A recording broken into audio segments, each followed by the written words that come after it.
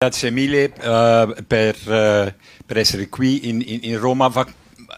Probabilmente continuare un poco in inglese al momento che non trova più le parole in italiano sulla difesa, allora va a continuare sempre in inglese. So my problem with for the moment is that everybody is talking about buying arms and military equipment, and my fear is that we will not tackle the real problem of the European Defence Union, and that is creating a European Defence Union. So I'm not against what von der Leyen is doing, the 150, and then the fact that you can buy arms outside the Stability and the Growth Pact, all this.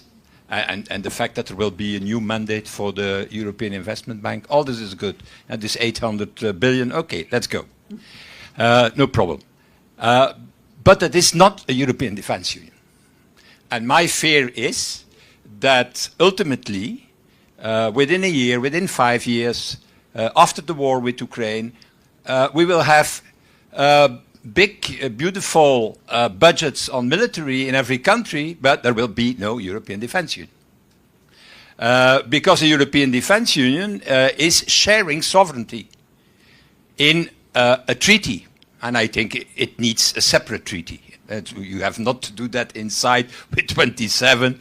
Even in 50 years, in 100 years, you will never achieve it. But you can achieve it immediately, within 1 year, if you have a coalition of the willing. And we are saying, look, we do together a treaty on the defense union. And we take as a template the one of 54. Naturally, in 54 there were no drones, so it's not completely applicable. But everything else was foreseen. The big tragedy of Europe has been, in fact, in 54. When at a stupid moment in the French National Assembly, under the leadership of Pierre Mendès France, he didn't engage a confidence vote on and Stalin was dead, and they got themselves the atomic bomb, the French. So it was not necessary to continue. But we have, in fact, all the know-how how to do it. And we, in fact, have also the money to do it. Because I'm not against the 800 billion, but we spend today in Europe, and I take for once the UK inside Europe, they will come back in any way, so I can take them in Europe, the Inglese. We spend 330 billion a year on military in Europe. 330 billion. That's 33% of the Americans. And we can do 10% of the American army. Something is not working well. If you do 33% of the Americans, you can only do 10% of the operations of the American army. We spend 3 times more than Russia on military. We spend a little bit more than China, official figures, because the Chinese, official figures on defense. And we cannot defend ourselves. That's completely stupid. And why it is? Because we have 130 weapon systems in Europe. 130.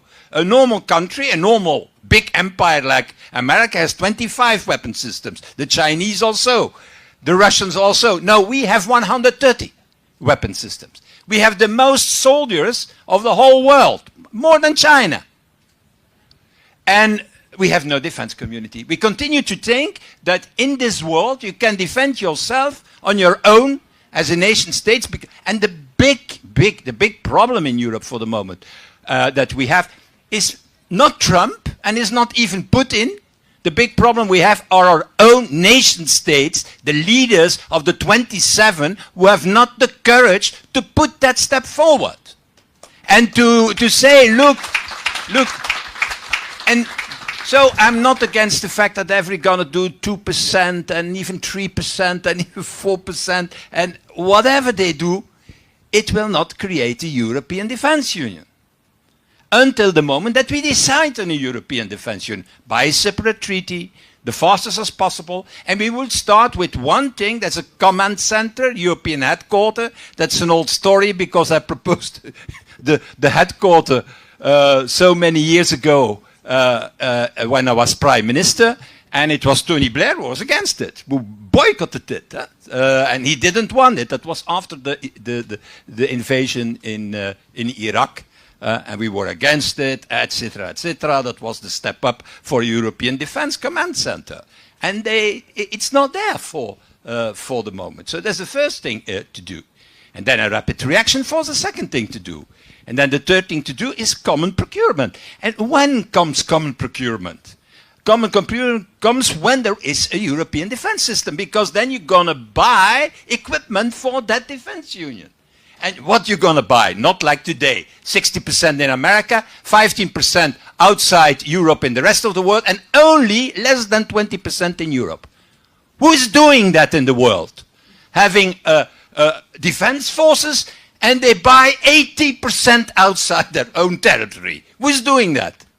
Nobody, huh? You have to be European to do that. And to, Siamo generosi. Generosi verso l'America, generosi verso tutte le altre paesi, la Brasile, eccetera, eccetera, ma non generosi per nostro proprio industria. Questa è la verità. So I think that we have that we have to make a huge step on that institutional problem. First of all, this defense union, and in the meanwhile, it's good that the money is there, that the money can flow, and I hope that they put that good conditions on interoperability, because that's the main problem. If everybody buys different weapons, you have to know when the weapons are going from Europe to Ukraine. In Ukraine, wow.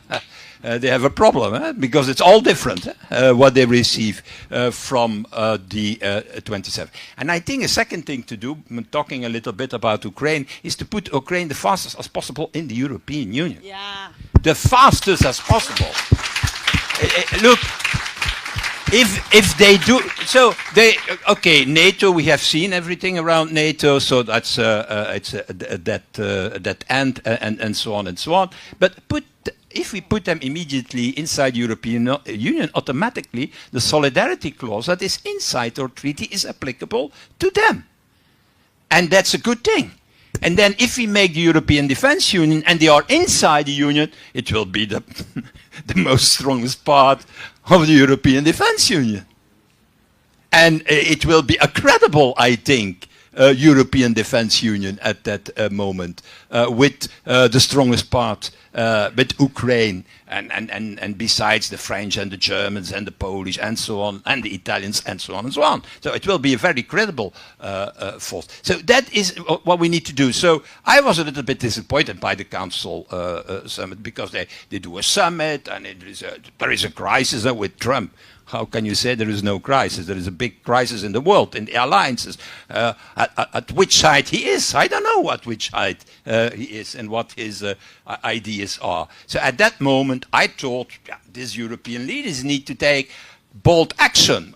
We create a defense union, even when it will take a new treaty to do so. Secondly, we put automatically Ukraine inside the European Union. That would have been whatever happens to NATO. And three, we create, and also inside NATO, this pillar, this European pillar. What was the initial idea when somebody spoke here about the Gaspari in 48, 49? The idea was not an alliance of countries. It was two pillars, a North American pillar and a European pillar. And the European pillar was the European defense community. And I will end with that. Everything was ready. There were 42 divisions would have been established in Europe by 6 countries. It's in total nearly 1 million soldiers. At that moment, we are talking about 54. With 2,000 airplanes, with 12,000 tanks, everything was foreseen. There was everything, it was a uniform.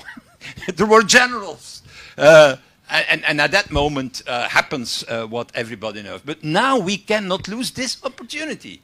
If now again, in 5 years now, in 10 years now, in 15 years of now, there is no European defense and no political Europe, we would have failed. And I think that the big rally here today and other rallies will follow in other parts of Europe. I think that Roma is giving the esempio per il resto dell'Europa.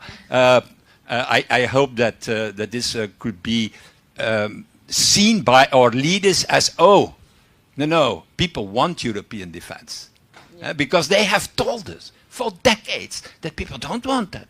They want that to stay on the national level. That's rubbish. That's not true. And today, in most of the service, we see that even in Italy, but everywhere, in fact, there is a majority of the people who understands that we have to do this together in a common responsibility. Otherwise, we are lost in the world. Thank you. Thank you. Thank you.